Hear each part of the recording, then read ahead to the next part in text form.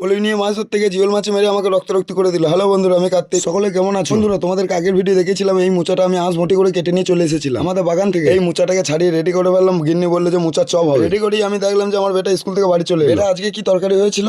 পটল দিয়ে, ঢেঁড়স দিয়ে, আলু দিয়ে তরকারি আর ডাল। তারপরে গিন্নি বললো যে খেজুর পাতা হবে, চলো। টাকাটা নিয়ে খেজুর পাতা যাচ্ছিলাম, তখন এই পাখিটাকে দেখতে পেলাম। এই পাখিটা তো ছোট, তাও এলো কোথায় থেকে? উঠতে তো এ পারে না। পাশে তাকিয়ে দেখলাম যে একটা ডিমের খোলা পড়ে রয়েছে। দিয়ে ওপর মানে তাকিয়ে দেখলাম যে ও বাবা, ওখানে তো বাসা রয়েছে। ওই গাছেতেই লগা করে তুলে দিয়ে আমরা চলে গেলাম খেজুর পাতা। খেজুর গাছের কাছে এসে দেখলাম যে ও বাবা, খেজুর তো সেরকম পাকেনি, হালকা হালকা পেকেছে। তাই আমি দুটো কান্দিতে লড়ালাম। দুটো কান্দি লড়ানোর পর কিন্তু বেশি খেজুর পাইনি। বন্ধুরা, এই কোটা পাকা খেজুর আর এই কোটা কাঁচা খেজুর। কাঁচা পড়ছে বলে তাই আর পারলাম না। এবার খেতে খেতে বাড়ি চলে এলাম। বাড়ি এসেই দেখলাম যে ননিকে বাবা দিতে যাচ্ছে আর বললে দুটো মাছ দরকার। তাই আমি মাছ ধরতে চলে গেলাম। ওইটা নিয়ে পুকুরে নামার পর 2-4 বার চাবার পর দেখো কি মাছ পাওয়া গেল। একটা ছোট্ট বড় কই মাছ, আর কিছু পাইনি। আমি যে এই ভিডিও পাখিটা দেখিয়েছি, ওই পাখিটার যদি কারো নাম জানা থাকে তা প্লিজ কমেন্টে জানাবে। বন্ধুরা, আবার 2-4 বার পলি চাপার পর দেখো সেই দুর্ঘটনা ঘটে গেল। পলির ভিতরে আমাকে জিওল মাছে মেরে দিল। মারার সাথে সাথেই মনে হলো কারেন্টে শর্ট মারলো আর চোখে সইসে ফুল দেখলাম। বন্ধুরা, সেই সময় যা কষ্ট হচ্ছিল তোমাদেরকে কি বলবো। দেখেছো, এর আগে তো আমাকে জিওলে মেরেছে, কিন্তু এত রক্ত বেরোয়নি আর এত কষ্ট হয়নি। বন্ধুরা, আমার ভিডিওটা ভালো লাগলে একটা লাইক করে দিও আর আমার চ্যানেলটিকে সাবস্ক্রাইব করে দিও। দেখা হচ্ছে নেক্সট ব্লগে অন্য কোনো ভিডিও নিয়ে। আজকেকার মতো টাটা, বাই।